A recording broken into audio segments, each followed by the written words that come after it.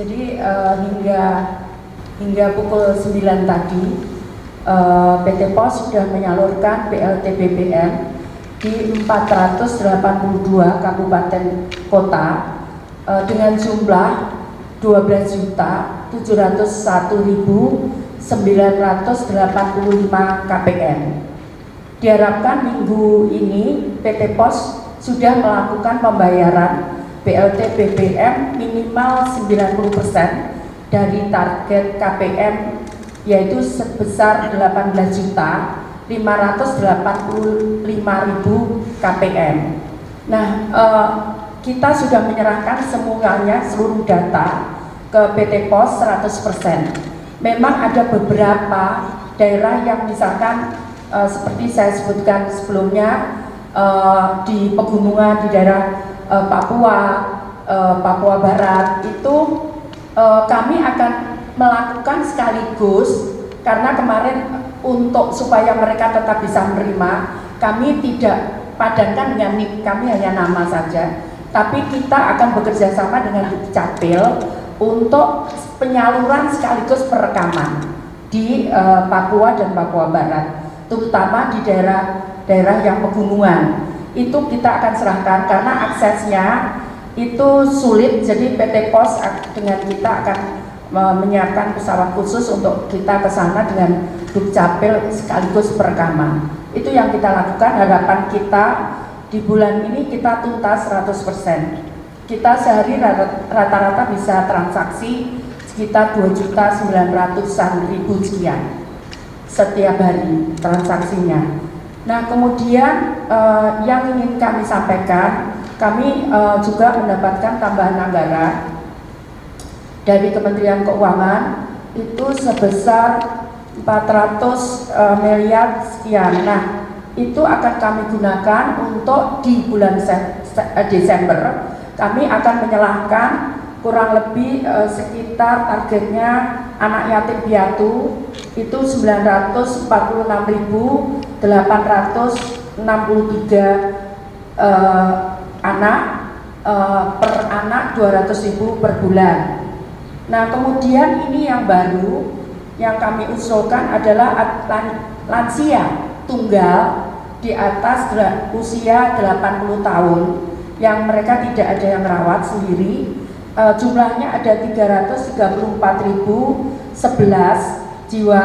Itu kita berikan makanan setiap hari. Nanti makanannya, uangnya bisa dititipkan ke Pak RT, Pak RW untuk mereka setiap hari memberikan makanan, terutama lansia yang mereka sudah tidak berdaya dan dia tidak ada keluarganya. Jadi lansia tunggal. Totalnya tadi jumlahnya targetnya adalah 334.011 orang. Kemudian juga penyandang disabilitas. Ini bulan Desember kita akan bagikan penyandang disabilitas itu 98.934 orang. Jadi nilainya perharinya 21.000 untuk sesuai dengan jumlah harinya. Jadi kalau yang lansia tunggal itu 31 hari kali 1 bulan, kemudian penyandang disabilitas 31 hari 1 bulan. Jadi Bapak Ibu, Kementerian Sosial akan melaksanakan program pemberian permakanan kepada lanjut usia keluarga tunggal dan disabilitas tunggal. Tujuan pemberian permakanan bagi lanjut usia keluarga tunggal dan penyandang disabilitas tunggal adalah sebagai upaya penghormatan, perlindungan, dan jaminan sosial dalam bentuk pemenuhan kebutuhan dasar berupa pangan dan atau nutrisi agar memperoleh kehidupan yang layak. Lalu siapakah targetnya? Ya, siapa target penerima program permakanan ini? Targetnya adalah lanjut usia keluarga tunggal dan juga penyandang disabilitas tunggal dengan kriteria sebagai berikut. Yang pertama itu miskin atau tidak mampu. Yang kedua, tinggal di rumah tangga tanpa anggota keluarga atau terdaftar seorang diri dalam kartu keluarga. Yang ketiga, terdaftar dalam data terpadu kesejahteraan sosial. Yang keempat, bukan berstatus sebagai pensiunan PNS dan atau purnawirawan TNI ataupun Polri. Ya, jadi termasuk istrinya atau suaminya, ya itu tidak bisa. Kemudian yang kelima, memiliki nomor induk kependudukan dan nomor kartu keluarga yang telah dipadankan dengan data dari Direktorat Jenderal Kependudukan dan Catatan Sipil Kementerian Dalam Negeri. Dan terakhir, bukan penerima bantuan PKH dan atau program sembako. Nah, di sini ada 6 kriteria.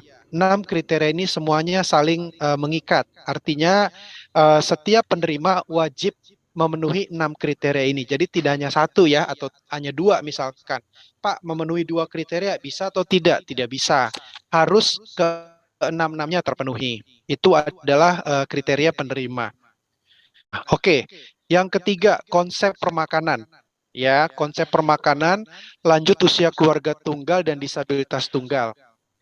Permakanan yang tadi kami jelaskan itu adalah sebuah kegiatan memberikan makanan terdiri dari nasi, lauk pauk, sayur, buah potong, dan air mineral yang diberikan 2 kali sehari dalam satu pengantaran dengan indeks 21.000 per hari untuk 2 kali makan. Ya, daftar menu, jadi kita buat daftar menu itu setiap harinya berbeda. Jadi kita buat daftar menu selama 10 hari. Di satu hari yang sama, di satu hari itu ada 2 menu. Menu makan pagi dan menu makan siang. Hari kedua menu makan pagi, makan siang. Ketiga, penyusunan daftar menu itu berdasarkan atas rekomendasi ahli gizi. Ya, jadi menu yang sudah dibuat itu tidak sembarangan menu, asal nyusun saja tidak, tapi berdasarkan rekomendasi ahli gizi sesuai dengan kebutuhan kalori untuk lanjut usia dan juga disabilitas. Kemudian yang keempat, itu menu mengandung unsur nasi, ada sayurnya, ada lauk hewani atau nabati, hewani dan nabati, ada buahnya dan ada air mineral. Kemudian pantangan makanan karena faktor kesehatan, standar pemakanan akan disesuaikan dengan kondisi dan kebutuhan penerima manfaat. Artinya apabila ada lansia tunggal atau disabilitas tunggal yang mengalami sakit tertentu sehingga dia tidak bisa mengkonsumsi makanan yang sudah direkomendasikan oleh ahli gizi, mereka boleh mengganti menu makanannya disesuaikan dengan rekomendasi puskesmas setempat. Ya, jadi tidak boleh sembarangan diganti nanti. Kalaupun memang mau diganti, itu sudah ada rekomendasi dari puskesmas setempat atau tenaga kesehatan ahli gizi yang ada di rumah sakit terdekat. Yang paling dekat sebetulnya puskesmas ya. Kemudian pengemasan permakanan menggunakan kemasan kotak atau menyesuaikan. Dan yang ketujuh, permakanan akan diantar ke rumah penerima manfaat. Artinya penerima manfaat betul-betul terimanya di rumah. Jadi tidak ada yang namanya makanan misalkan di dapur A, kemudian penerima manfaat suruh datang semua, udah sini semua datang, ambil di sini tempat seperti PT Pos ya, kalau ngambil bantuan sembako kan kadang dikumpul di satu tempat, tidak. Ini kegiatannya betul-betul harus diantar ke rumah-rumah penerima manfaat. Nah, itu adalah konsep kegiatan permakanan ini.